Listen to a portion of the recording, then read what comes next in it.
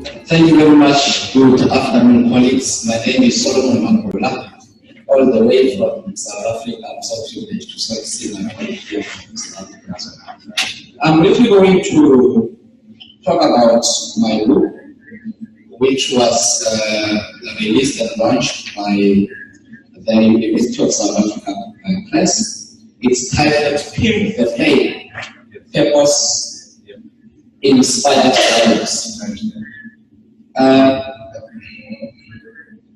Sometimes I have difficulties to use slides because I like to talk more from the heart. But in the interest of time today, I will use both methods. How I came to meet Dr. Paul was after I completed my PhD several years ago, many years ago. And the title of the PhD was Meaning in Life and Life Stressors as Predictors of First-Year Academic Performance. So I wanted to find out what is the most significant predictor of first-year academic performance. Because in South Africa, almost 50% of first-year students drop out of university.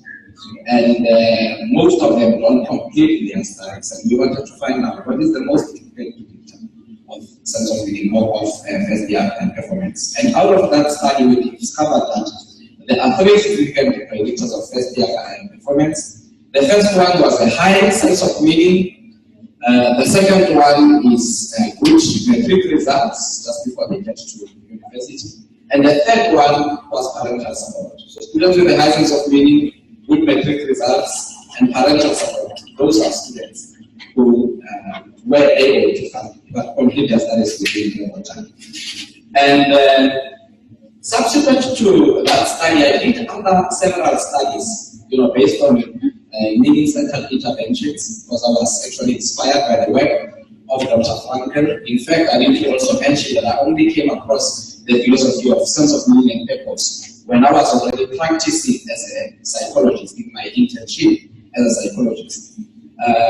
Because, it's not often, I don't know how is it in other countries, but in South African textbooks in psychology, you only get a paragraph on logotherapy and anything else. And I was interested, but it was more on a personal journey that I was going through, that I had wounds and pain that I wanted to address, and I found this philosophy to be relevant in my life. But first, I started by applying the philosophy in research to find out if this particular philosophy can be used to assist youth, especially, to discover the meaning and the purpose of their lives.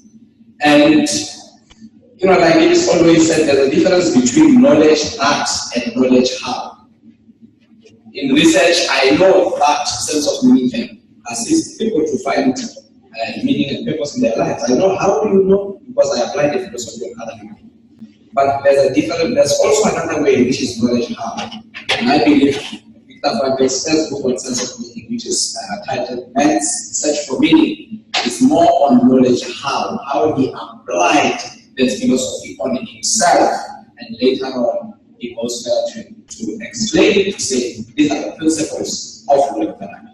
And in the past few years, I began a life on Facebook where I was teaching youth. It started as a very informal exercise from 2010, teaching youth about philosophy or the principles of logotherapy. And what I will do on board Facebook, share a story, and at the end of the story, explain the principles of logotherapy in this particular book, and also teach my audience in terms of how I apply this philosophy in my life in that particular situation, and how I discover sense of meaning and purpose in that particular situation. And I did this for several years because I've been through ups and downs, different kinds of things. It's more like life was preparing me for this journey. And when I met this philosophy, it was more like a hand-in glove. And one day I met a lady from California through Facebook and said to me, Solomon, I hope you are keeping this gem somewhere, safe, because your stories are very good. You're going to need them one day to write a book. And I was very much impressed.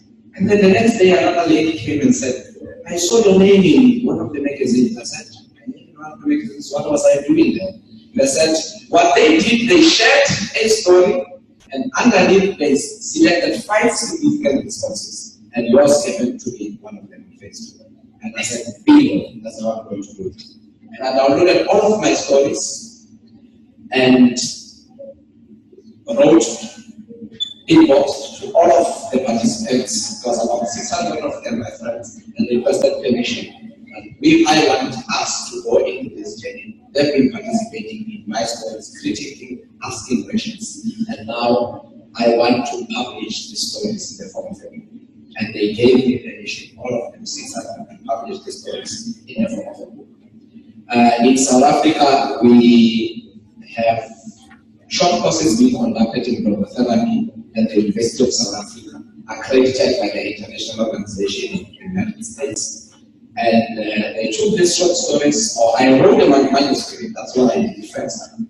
And what I did in this manuscript, I wrote introductory comments to say, this is what I want to do. What happened was, how I started this entire process of pimping the pain was that I was working in my garden, redecorated, and put in sprinklers, lawn, and right in the middle of the lawn, there was a municipal sewage hole. And I couldn't do anything with this spot because it belongs to the municipality. Now I wanted to plant wall over it, and someone warned me and said, you can't do that, you'll be arrested. It doesn't belong to you. And what I did was I put nice bricks around it, pebbles around it, and I put a nice bed bath that I can move when people come, to inspect the road. And that's what I did. And I said, hey friends, guess what? This is how life is. There's so much debt moving underneath. But on top of this structure, there's actually a bed bath, and beds can enjoy a fresh bath. But we know what is happening. And I said, that is how life is. And I said, life is all about keeping the pain. When life presents us with lemons, what we need to do is to make lemonade out of that. And I said, I'm going to write a book, and the title of the book is going to be Pimp the Pain. And I spoke about the title Pimp the Pain. Many people went like, oops, Pimp the Pain. Why? How? What? And where? Many of you who watch TV will be familiar with a TV program titled Pimp My Life. Many of this TV audience will write to the TV producers and say, I've got this old car, can you help me with this car institution? And I said, we have many old wounds and scars as well. And in one way or the other, in sense of meaning and purpose, helps us to restore them in good shape. And what I did in this book was I wrote the introductory comments and stories, and the book is divided into 3 main sections. There's a section on creative values, whole section, and then the second section is on experiential values, and then the last one is on attitudinal values. And in each and every section, they are divided into 4. So each story will be explaining why, and it will also be explaining how, and then it will be explaining what, and it will also be explaining where. Because as we are respective logotherapists, family physicians, and psychiatrists, as we are also priests and rabbis, in one way or the other, we are occupying a specific space, and it is out of this space where there is purpose, and we want to assist youngsters, especially or people, to emerge and find a why they went through different kinds of circumstances and experiences. Now, why Pimp the Pain? Why this book? This book is for those people who want to understand meaning. So in other words, this book reveals why seeking meaning helps us to live with intentional expectations. And secondly, in terms of the how, for those who seek inspiration or to find meaning, this book inspires the reader how to acquire a sense of meaning and how suffering can change us for the better or into better people.